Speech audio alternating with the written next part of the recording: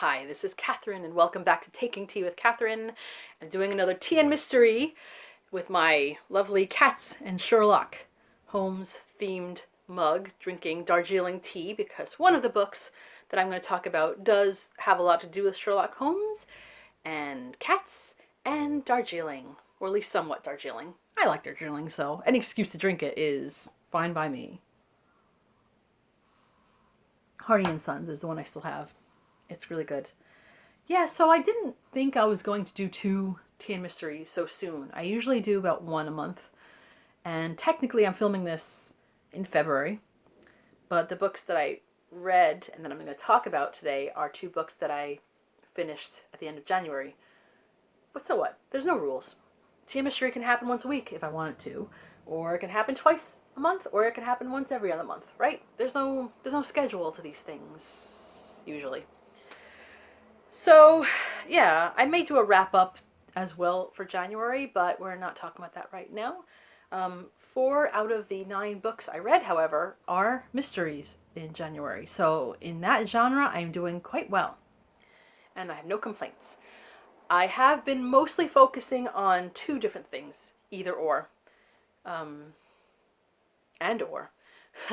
Classics, because I'm trying to read a lot more classics, and or London. So I've succeeded pretty much this month. These 2 books I'm going to show you are not classics, but they both have a form of London in them. So let's get started. I've mentioned before my love for the series, The Peculiar Crimes Unit, Bryant and May Mysteries, whatever you want to call it. I love them, but I read them out of order. And so I've decided to finally, and I didn't just decide, I actually did it. I started at the beginning finally.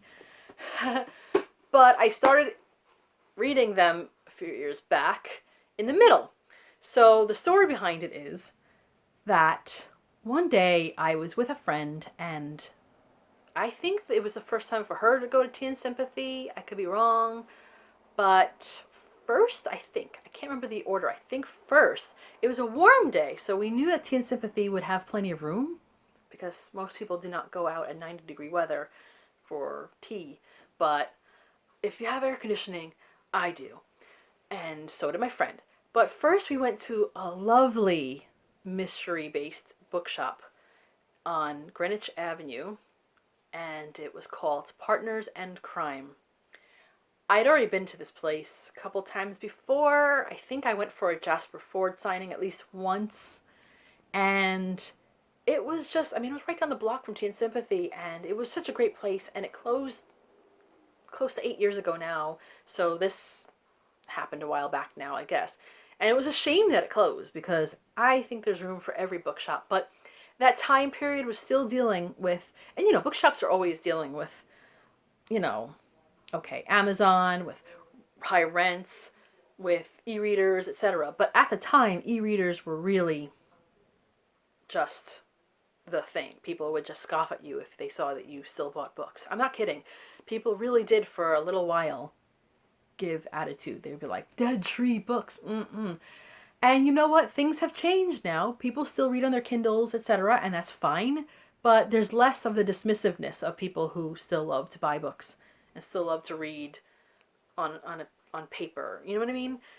It's almost like a truce that everybody's just decided, just read what you want to read. Read how you want to read. No big deal. Stop judging.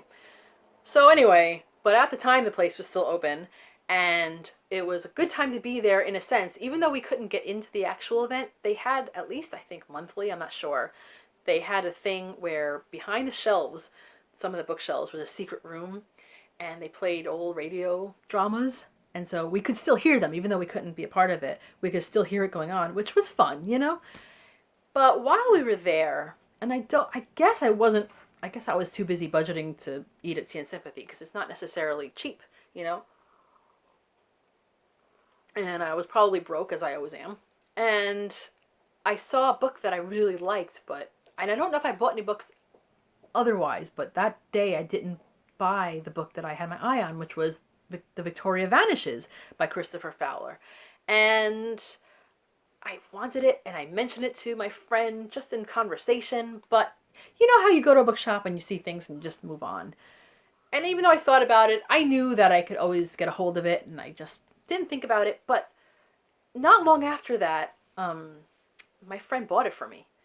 And that was very nice of her. I think she went to that shop and bought it for me. And I was very grateful. And I read it and I loved it. And I knew I would have to read more of the books.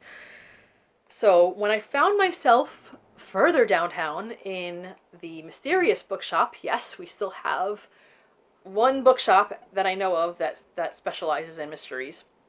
And it's a great place. It is far downtown, I think in Tribeca area, near the World Trade Center, and near the Fountain Pen Hospital, near the courts. You don't need to know that. But it's great. It has one of, I think they say, one of the biggest Sherlock Holmes collections in the world. So that's another reason to go if you're into it. Just, it has all kinds of varieties of mysteries, all kinds of like pulp looking ones, and the ceilings just go up. You know, it's fantastic. So while I was there, I saw the next book that came after Victoria Vanishes, and it was the Bryant and May on the Loose, I think. Bought that, read it, loved it, was hooked. But after that, I mostly took them out of the library. But I couldn't find the first one in the library. I think they have it to look at, you know, when you can go to the main library or something and general research. And I do not go to the library to research a book that I want to sit and read. So I bought this book online recently. I think it was Thrift Books. Maybe, maybe not. It had another sticker that didn't come out very well. But yeah, so here we're starting at the very beginning. And that's the whole deal today. It's 2 books that are the first of a series. And this is Full Dark House by Christopher Fowler, a Peculiar Crimes Unit mystery. I gave it 4 stars because even though I really liked it, I'm still not the biggest fan of dual timelines where things are going on in like now and then going back, because my brain doesn't like it. I don't hate it, I don't love it, that's all. So I couldn't give it a 5-star. Your opinion may vary to mine. But it starts, I guess, in 2003, because that's when this book was written. And what was then, modern London. And it starts with an explosion in the unit, and apparently Arthur Bryant dies. So the main characters are Arthur Bryant and John May. So John May, elderly, not as elderly as Arthur Bryant, but quite elderly, is devastated, as is everyone, but he decides to investigate what happened because he, and then he finds out that Arthur Bryant had been looking at an old case from 1940. So that brings him in his thoughts and in his investigating back to that time. And was there unfinished business from then? And that's the story. So, now if you realize that this is the first of a series, which anyone who's reading this after 2003 would know, you realize that Arthur Bryant features in contemporary times, so you know that it's not really a spoiler that he's not dead. Okay? So, that's not a spoiler. But so it's kind of like you feel like you know something that the person doesn't know, that the main character doesn't know, but that's okay. And then we go back to 1940 London, 1940. And that was the big Blitz time period where, man, it was, I like London. I like visiting London. I go there every opportunity I can afford to go. And sometimes when I can't afford to go, I still try to go. But my goodness, that is a time period I would not have wanted to be anywhere near London or Europe. Don't even know if I'd want to be in the United States. I don't know where I'd want to be. I'm glad that I was not around during World War II, just personally. But mainly because it was just so disturbing. I mean, you're living in a city that is being bombed like on every clear night. And okay, yes, London doesn't have a lot of clear nights, but they do have some. And, people would take shelter down in the underground train stations and sleep there, and sometimes they would get bombed out. Sometimes people would just be walking down the street and things would collapse on them, and it was just lots and lots of deaths. So a horrible time to be there. Yes, I know they say people had some kind of resilience, etc., but this is not a fun time, but still an interesting time to read about. And I mean, I am a big fan of Foyle's War, which doesn't really take place in London in the beginning. It takes place in Hastings, England, but the same deal. It's, a guy who is a policeman investigating things when there are such bigger things happening in the world. It can feel almost useless. But that's kind of what the Peculiar Crimes Unit comes from. People who couldn't maybe fight on that front, but they can investigate things at home, things that don't always make sense, seem a little weird, and someone like Arthur Bryant is the perfect person for that, except sometimes the higher-ups try to get him shut down. This is a theme throughout the books. Try to get the unit shut down because they think it's just too weird, too, unorthodox the way he does things. And he is very eccentric, but very smart. He's usually the one who solves everything, but he goes through all kinds of methods to do so, and he likes to get into mythologies and histories and think that that's the reason why things are done. And sometimes it does help him solve it, but it usually takes you on a crazy ride through things like, in this case, Greek mythology, but other things too, which I kind of like because I like reading history, and I don't mind reading folklore and mythology, but it can be weird if you're investigating with him. So his partner, John May, is a more normal person. He's a little more of a people person and a little more of a ladies' man as well. As not like super, not an Austin Powers type, but just someone who is just a little more normal. But he works so well with Arthur Bryant. He gets him in ways that other people don't, or at least they complement each other. And this is his first time, though, working with him, so there's ups and downs. But it's great. So they're called to investigate a number of possible accidents, but definitely killings of people in the Palace Theatre in the West End of London, which is a part of London that I'm mostly familiar with more than most other parts of London, because I've just wandered around there a lot. So a lot of places seem familiar to me. I mentioned before that 84 Charing Cross Road is mentioned here as an actual place and an actual bookshop. So that was open at the time, which is wonderful. But most of the action takes place in the theater, which is a little bit claustrophobic sometimes. We'll also deal with themes of agoraphobia. There are people who have agoraphobia in these stories, and I used to think that I had a measure of agoraphobia because I don't always like to leave the apartment. I love being home, but it's not a phobia, so I don't want to diminish what actual experiences people go through in that situation. But it helps you sort of understand the feeling of panic, which is something I deal with. So, but yeah, so someone's been killing people, and everyone, it could appear like an accident, but they know it's not really an accident, and everyone is reporting seeing someone who seems to be able to walk through walls because they disappear out of nowhere, and they wear a weird, one of those I think it's Greek tragedy mask, and so it's very Phantom of the Opera-esque in that way. So, except Phantom of the Opera during the Blitz. All right, so it's an interesting adventure. If you like theater, if you like the goings on in theaters and the people who work in theaters, how they're kind of odd too, this may be the book for you. I liked it very much. I gave it 4 stars. I didn't give it 5 stars just because of the dual timeline. For myself, I don't like that. And just certain things didn't work for me, but nothing that I need to talk about without giving away spoilers. I didn't hate it, though. I actually liked it a lot.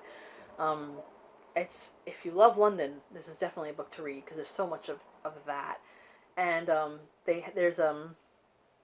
I notice in the books, they always seem to walk on the Waterloo Bridge and look at the water, and I didn't realize why they did that. It was just tradition, but this explains. I never realized that they were going to explain from the very beginning what happened in Arthur Bryant's life that basically, he has to live with for the rest of his life. It's very interesting.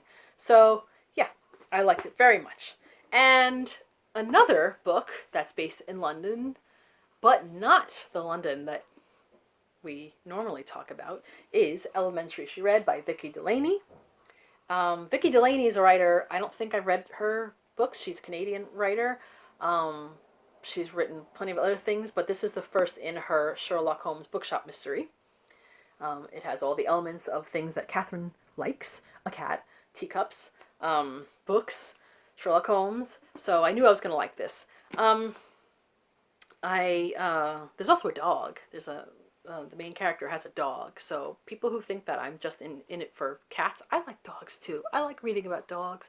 I just right now can't have a dog. So, and I have 3 cats, so I do lean more heavily on being a cat person. But it does not exclude love of dogs. I think I still talk more to dogs in the neighborhood than I do to people. Yes. I have to say, I did give this 4 stars. I did not give this volume of 4 stars, even though the cover art I like, because, well, for one thing, I know how large print is much more accessible now. Online, you could find things, for cheaper, and people can get e-readers and enlarge the font, which does make it easier for a lot of people. But I'm still annoyed that this book costs originally $36.95. I'm like, why? Even if it was one of the better books this year that I read, which I doubt it because it's good, but I don't think it's going to be in my top 10. Even so, $36.95 for a book. Why? And I know it's hardcover, but still, it's a novel. That's all it is. Why would anyone spend $36.95? Because it's a large print?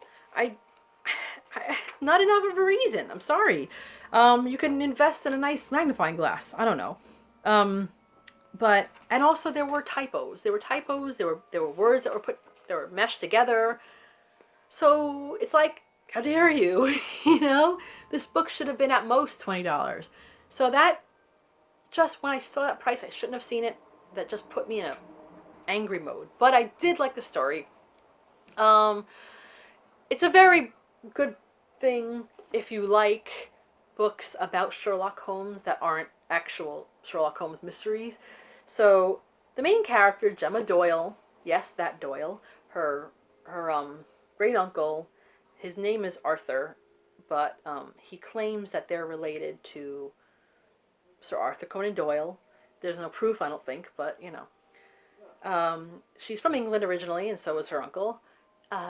She had run a mystery bookshop in central London with her husband, but they're not together anymore. So a little while back, she moved to Cape Cod to help her uncle run his Sherlock Holmes bookshop. I haven't read a Cape Cod-based book in a while. I don't know that much about Cape Cod. I've never been there. I think West London is fictional as a location, but if you guys have ever been there or know anything about Cape Cod, you could let me know, if otherwise. But I know it's very touristy. People live there, obviously, but Edward Gorey lived there toward the end of his life, so that's what I read about last year, I think, in his biography. So that's why the area is a little bit fresh in my mind. A little bit. So yeah, her great uncle was there before her. He's big into Sherlock Holmes, and he found a shop on 222 Baker Street.